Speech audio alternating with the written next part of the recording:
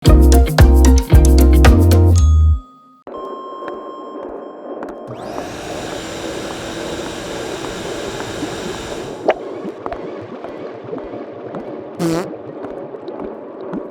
lubang hitam sudah diprediksi lebih dari 1 abad yang lalu menggunakan persamaan matematika.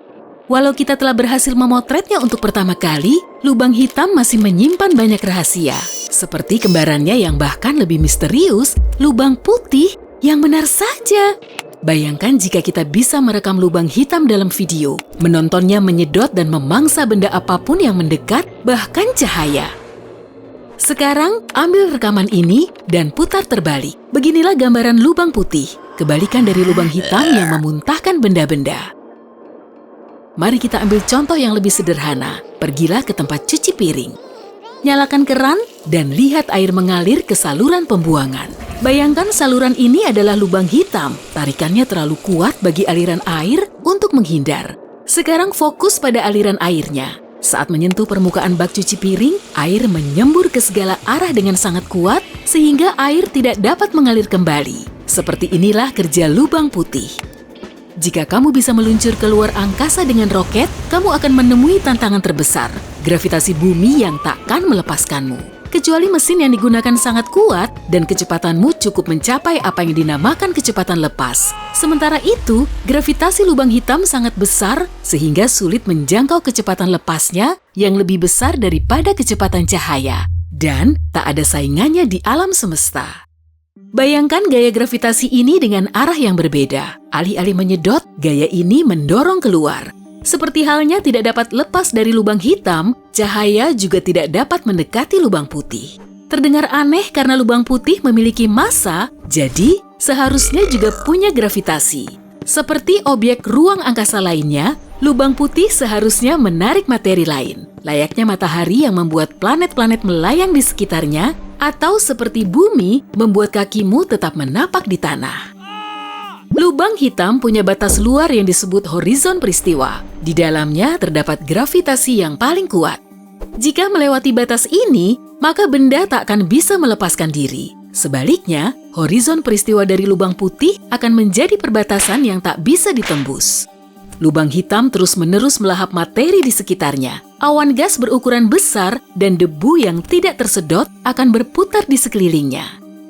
Mereka membentuk kumpulan piringan bercahaya yang pipih karena berputar terlalu cepat. Berbeda dengan lubang hitam, lubang putih kemungkinan tidak berotasi. Jadi, dia tidak akan punya piringan bercahaya seperti ini. Tidak ada bukti keberadaan lubang putih seperti yang kita bayangkan di alam semesta. Sejauh ini, mereka hanya sebatas teori matematika. Selain itu, objek besar yang terus-menerus memuntahkan materi pasti mudah terlihat. Tapi kenyataannya tidak ditemukan dimanapun. Tapi ada beberapa teori mengenai lubang putih tersebut. Ingat pelajaran di sekolah, materi tidak dapat diciptakan atau dimusnahkan. Itu berarti jumlah massa dan energi di alam semesta itu tetap. Misalnya, saat kamu membakar batang kayu, hasilnya jelaga, abu, dan gas jumlahnya akan sama dengan materi yang dibakar. Dan apapun yang terjadi pada suatu partikel, ia masih memiliki informasi mengenai asalnya. Ini tidak berlaku bagi lubang hitam. Para ilmuwan percaya bahwa massa yang dimiliki lubang hitam menguap seiring waktu karena lubang hitam meloloskan energi. Bahkan jika lubang hitam kehabisan seluruh massanya, tetap saja tidak akan ada informasi mengenai apa saja yang sudah disedotnya. Lalu, kemana semua materi itu pergi? Kita terbiasa berpikir bahwa sumber kekuatan lubang hitam adalah keanehan di pusatnya. Ini merupakan sebuah titik yang sangat kecil, namun sangat padat, sehingga fisika dan matematika tidak berguna. Nyaris seperti mengacaukan kenyataan. Beberapa astronom berpikir bahwa alih-alih keanehan di pusatnya sebagai objek yang padat, pasti ada sebuah bukaan jauh di dalam lubang hitam, yang mengarah ke suatu titik di alam semesta atau semesta yang sama sekali berbeda. Dan mungkin saja di ujungnya ada lubang putih. Teori ini akan mengatasi masalah sebelumnya soal hilangnya informasi. Materi tersebut menuju ke suatu tempat, bukannya menghilang. Pendapat lain menyebutkan bahwa lubang putih mungkin merupakan sebuah periode dari siklus hidup lubang hitam, yaitu akhir dari lubang hitam.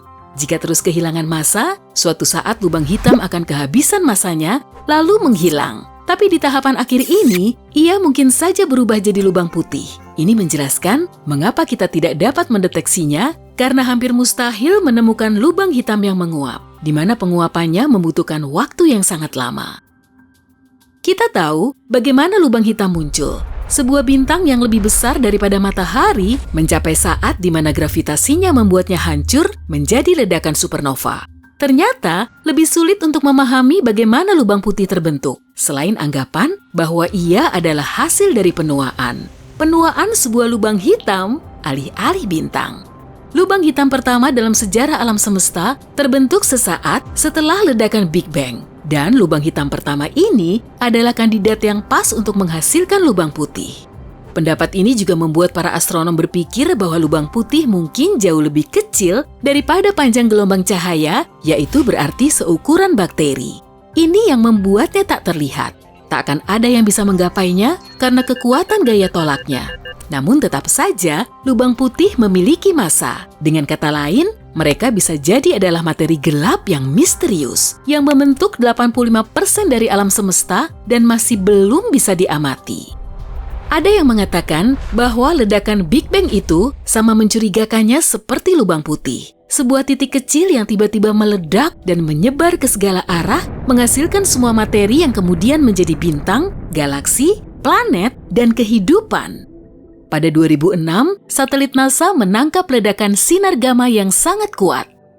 Ledakan tersebut merupakan ledakan aktif paling terang di alam semesta. Tapi ledakan ini bukan berasal dari area antariksa, di mana ledakan seperti ini biasa terjadi. Sifatnya juga tidak seperti ledakan sinar gamma yang berasal dari supernova maupun penggabungan bintang neutron. Jika ledakan lain hanya berlangsung beberapa detik, ledakan ini berlangsung selama 1,5 menit. Salah satu pendapat mengenai asal-usul ledakan ini mengarah pada lubang putih yang sesungguhnya.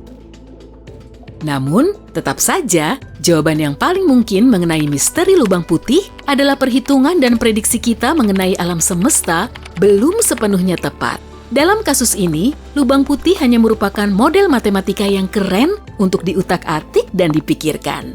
Satu hal yang pasti, sekitar 50 tahun lalu, lubang hitam hanya ada di atas kertas. Mungkin lubang putih juga akan mengejutkan kita di masa depan.